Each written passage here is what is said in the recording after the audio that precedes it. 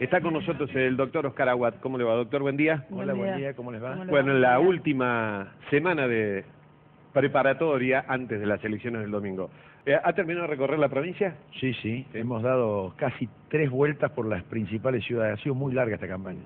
4 meses. 4 meses. Poco más de 4 meses, sí. ¿Cómo le está yendo en el interior? Muy bien, muy bien. ¿Cuáles son qué es lo que pide la gente del interior o qué es lo que ofrece el radicalismo para el interior? El problema más grave que hay en el interior es la falta de trabajo y la falta de viviendas, que eso condiciona a los más jóvenes a tener que inmigrar de los pueblos donde nacieron, porque no tienen posibilidades de trabajar, y además de constituir su familia con una vivienda, que ese es el problema de la estrategia de integración del país. Por eso el país se concentra en las grandes ciudades, porque hay gente del interior que emigra por falta de oportunidades. Bueno, pero si se le pusiera valor agregado claro, al campo, por ejemplo, por supuesto. fábricas de procesamiento, los chicos se quedarían allí. Absolutamente, hay que poner una fábrica en cada pueblo. Yo por eso cuando recorro el interior les digo, la diferencia que hay entre los pueblos que tienen industria y los pueblos que no tienen industria. Es terrible la diferencia, porque los chicos tienen trabajo. Por ejemplo, todo el corredor de la Ruta 9, desde Villa María hasta Rosario, es una fábrica en cada pueblo, fabricar sobre todo fábricas de maquinaria agrícola y algunas fábricas de alimentos. Esos chicos, es más, tienen que capacitarse para ingresar a trabajar en esos establecimientos. Y como el trabajo industrial es el mejor trabajo de todos porque permite evolucionar dentro de la fábrica, los chicos ascienden después socialmente. Lo que hace falta es que el Estado los ayude a hacer vivienda. Claro, pero es medio imposible hoy revertir esto con la idea centralista por supuesto, que tenemos. Por todo supuesto. Para Buenos Aires. La idea centralista tiene que ver con la falta de desarrollo integrado del país. No hay una estrategia de desarrollo y no hay una estrategia de integración de la Argentina. Es decir, todo se ha concentrado. ¿Por qué en Buenos Aires está el puerto? Y ahora, ¿por qué se concentra en Rosario? Está el puerto. De ahí sale la mercadería. Usted que recorrió todo el interior de la provincia 3 veces, como dijo, ¿es difícil cuantificar, por ejemplo, si yo le pregunto del 1 al 10, cuánta pobreza vio? Vea, hay más pobreza en el norte que en el sur. ¿Vio mucha pobreza? Mucha pobreza. Mucha ¿Se pobreza. anima a ponerle un número? Le voy a dar un número que usted se queda muerta si se lo sabe, que es un número nacional. Desde el año 1970 a 1912, la pobreza aumentó en la Argentina 5.300%. ¿Escuchó la cifra? Sí. Por eso, es decir, acá si no hay un cambio, el retroceso de la Argentina es inmoral. En el año 1970 los argentinos tenían el 0,5 de pobreza, 0,5%. Hoy somos casi el 27% de pobreza, 5.300% de aumento de la pobreza. Bueno, en una sociedad que tiene toda para ser próspera, para que haya prosperidad y para que la gente vive bien, a mí me preguntan cuál es la razón, sin medias tintas, el fracaso de la clase dirigente. Esa es la razón, no hay otra razón. Acá no hay problemas de clima, no hay problemas de la naturaleza, no hay problemas de cultura, no hay problemas religiosos. El único problema es la falta de decisión de la clase dirigente de impulsar el desarrollo del país. ¿Y la solución cuál es? La solución es desarrollar la Argentina, industrializar, como dice el Lagarto, todas nuestras riquezas y además industrializar tecnológica y científicamente. Vea, la juventud argentina, cuando se pone a estudiar, produce la maquinaria agrícola que producimos, la mejor del mundo. Por eso ese corredor, si todas las ciudades fueran como Marco Juárez, en la Argentina sería un país del primer mundo desarrollado. Esa ciudad tiene la fiereza del campo, con la soja, el maíz, el trigo, la leche, la carne y toda la maquinaria industrial, toda la producción de maquinaria agrícola. Bueno, ahí le han puesto valor agregado. Bueno, esa es la síntesis que tendría que ser toda la Argentina. Desde el Congreso, ¿se pueden modificar estas cosas? Porque lo que uno ve es que siempre hay peleas. Es decir, en definitiva todo se reduce a las peleas partidarias, a la pelea por las alianzas. ¿Alguna vez se podrán, no sé, digo yo, sentar y hablar en serio y discutir esto? Ayer hablábamos, no sé qué candidato vino, Yarlora. Me pareció bárbaro si ese concepto se traslada. Bueno, discutamos y de la discusión saquemos una conclusión, que sea la parte de uno, la parte de otro, porque siempre es una verdad única. Desde el Congreso estas cosas no sé. El Congreso lo que puede hacer es apoyar con leyes un proceso de esta naturaleza, pero las decisiones las tiene que tomar el que está gobernando. Acá hay una palabrita que suena muy agradable y muy linda, pero que es la causa de nuestro fracaso, que se llama populismo. El populismo es una estrategia política de quien gobierna para permanecer en el gobierno, en el poder. Esto significa adular al elector. Y adular al elector significa tomar el atajo de distribuir lo que no se produce en el país. Entonces uno distribuye y llega un momento que se acaba. Hoy se acabó. Y estamos pagando las consecuencias, 25% de inflación. El ajuste más terrible es la inflación. Entonces el país tiene que abandonar esas prácticas populistas y desarrollar la Argentina. Eso, vea, yo siempre digo, el primer presidente que empiece a desarrollar la Argentina tiene que ser un patriota, porque ese no va a poder repetir otro turno, porque tiene que hacer muchas cosas las más duras. Las más duras, para que después el país... Pero tenemos tanta riqueza, tanta riqueza. Vea, esto que se ha descubierto en Vaca Muerta, Sí. estamos parados en un mar de gas y petróleo, pero parados, en un mar. Dicen los geólogos que ahí abajo hay 20 PBI. Cada PBI vale 500.000 millones de dólares. 20. Si tenemos 100 años de prosperidad, pero no para repartirla, para construir un país donde todos tengamos oportunidad de trabajar, de vivir dignamente. Pero para trabajar y vivir dignamente primero hace falta alimentarse y educarse. ¿Y cómo vio esa situación usted en este recorrido por Córdoba? La escuela argentina ha claudicado. Hay una claudicación de la escuela argentina en este sentido. La escuela argentina, a ver, los problemas son la educación y el trabajo. Y no hay trabajo si no hay educación previa. Y la educación tiene que formar al joven en valores, en conocimientos. El chico tiene que aprender a aprender. Hoy la escuela argentina ha dejado de ser formadora y es una escuela contenedora. ¿Qué es una escuela contenedora? ¿Vieron esos chicos que van, estudian, aprueban todas las materias, respetan al docente, respetan a sus compañeros, no faltan ningún día a clase? Llega fin de año, esos chicos pasan de curso. El otro también pasa de curso. Es decir, la escuela argentina se olvidó de formarlo a los chicos y de exigirles la cultura del trabajo, la cultura del esfuerzo, relacionar la conducta propia con el resultado.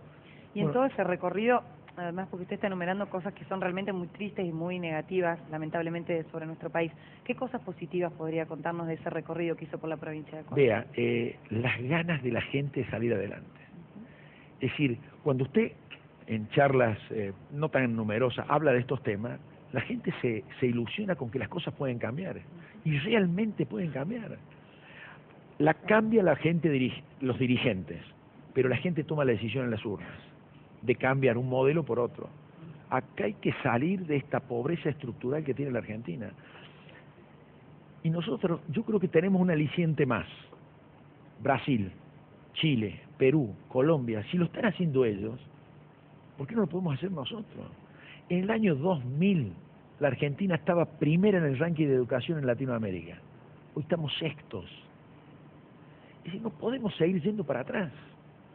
Por más que nos digan y nos pinten, la Argentina retrocede.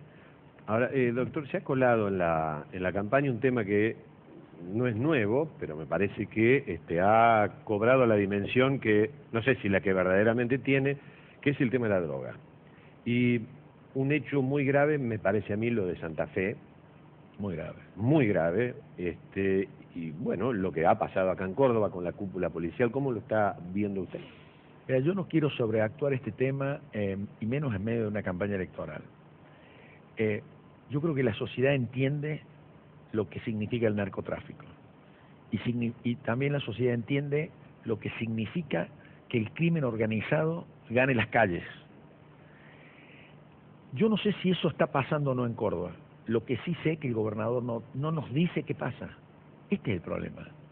Yo no sé si hay una especulación electoral.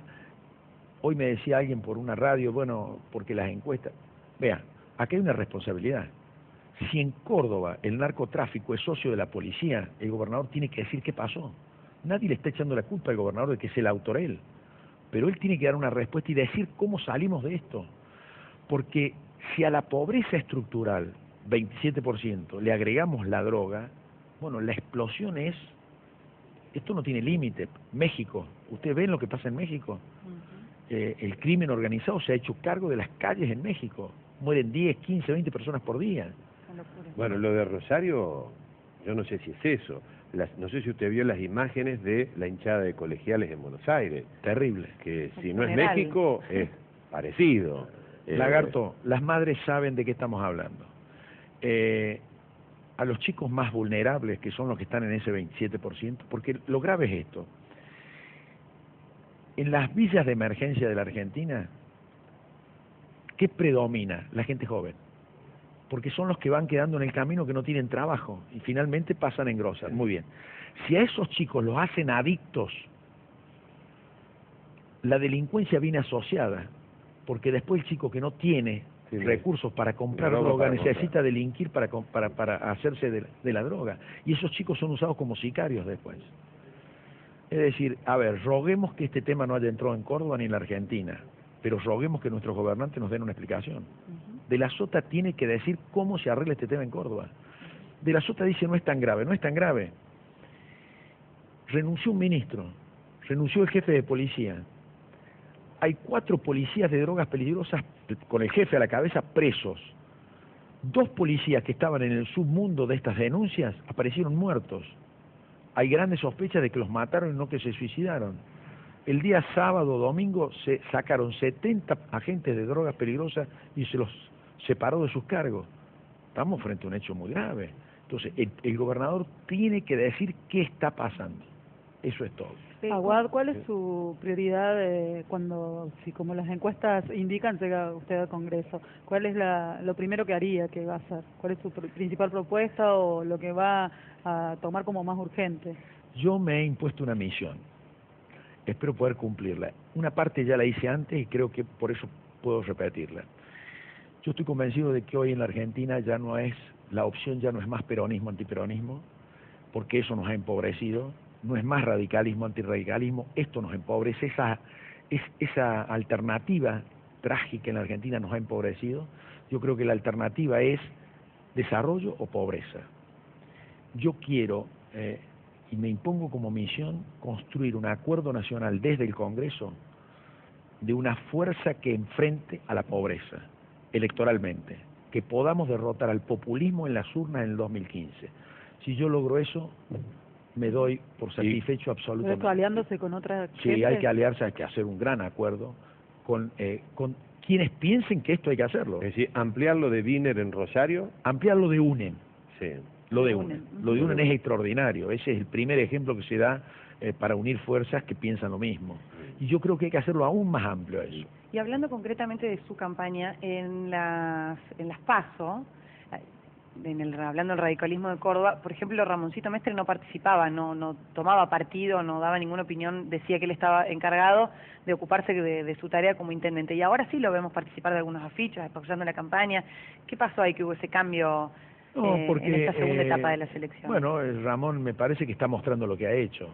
El esfuerzo que ha hecho Ramón por empezar a dar respuesta a Córdoba después de tantas desprolijidades, me parece que era necesario mostrarlo, porque eso no. A ver, si uno gobierna y gobierna bien, la gente, además de reconocerlo, tiene que saberlo. ¿Y está contento con los resultados que están arrojando las encuestas? Sí, yo estoy conforme. Es una campaña muy difícil.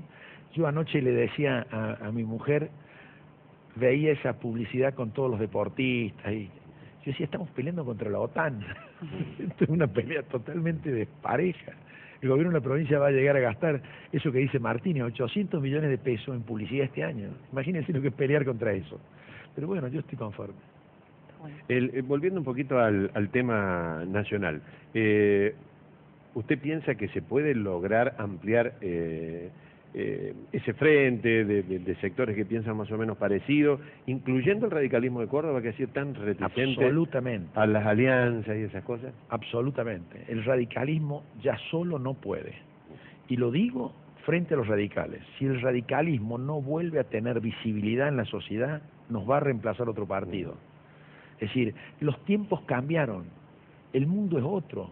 La evolución, el conocimiento, la revolución tecnológica, el desarrollo científico no puede hacer que los partidos sigan con la misma estructura que tenían hace 50 años. Cambió el mundo. ¿Cómo harían para elegir el candidato? Con las PASO. Con las PASO. Claro. Con las PASO. Por eso Hay las varios, PASO. ahí tienen varios candidatos. Las PASO tiene casi todas virtudes. Sí. Menos de esto que me quejo, 4 meses de campaña. Claro. Campaña muy larga. Muy larga. Algún candidato dijo que para el 2015 no va a quedar ningún K. ¿Usted qué opina de eso? Ningún K. Yo creo que populismo va a seguir habiendo en Argentina siempre, hasta que el populismo sea derrotado por la realidad. Es decir, el kirchnerismo representa la más cruda expresión del populismo, y me parece que ese es nuestro problema. Pero yo creo que hay populismo en el peronismo, hay populismo en el radicalismo, Claro. y hay populismo en la sociedad argentina. Ujú.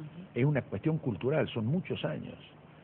Es decir, hay familias que no han visto trabajar por 2 generaciones a sus padres. Eso es muy complicado. Y ahora lo que estamos diciendo es, hay que atender a la pobreza, tirarle la mano, pero tirar la mano para sacarlos de ahí. El populismo los deja en ese lugar. No hay forma de salir de la pobreza con un sistema que no genera riqueza. Y la riqueza es el trabajo. Esto es lo que hay que entender. La riqueza no es la soja, no es el petróleo, no es la plata, no es el dinero, es el trabajo. Las sociedades que no construyen trabajo son sociedades pobres. Ujú. Doctor, muchísimas gracias. Gracias a Que usted. le vaya bien, que termine pronto. Bueno, muchas gracias. Después los candidatos se van de vacaciones, supongo que se internarán en... Oiga, Sí. a la otra semana empezamos de nuevo con el Congreso, con lo que va a ser el oficialismo habiendo perdido las elecciones. Es decir, nos esperan tiempos complicados. ¿Cómo se imagina este tramo de 2 años que quedan hasta la... Muy complicado. ¿Complicado? Si la presidenta Sí. no tiene la inteligencia de sentarse a conversar con la otra parte del país, me parece que vamos a pasar una transición muy difícil. Difícil. Muchas gracias, doctor, muy amable.